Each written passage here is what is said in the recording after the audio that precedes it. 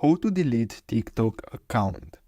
So the first step is to simply open TikTok, and after that you're gonna have to simply tap on profile and then simply tap on these three horizontal lines at top right corner, and then you're gonna have to go to settings and privacy, and then here you're gonna have to simply tap on account and then simply tap on deactivate or delete account at the bottom, and then here you're gonna have to simply choose delete account permanently, and as you can see your account and content will be deleted permanently.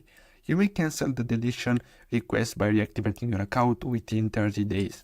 So simply tap on delete account permanently, and then here if you want you can simply choose reason or you can simply skip it, and after that you're gonna have to simply confirm and tap on continue here, then simply tap on continue, and basically that's all you have to do. So I really hope you found this video helpful. Don't forget to like and subscribe, and I'll see you in the next video. Thanks for watching.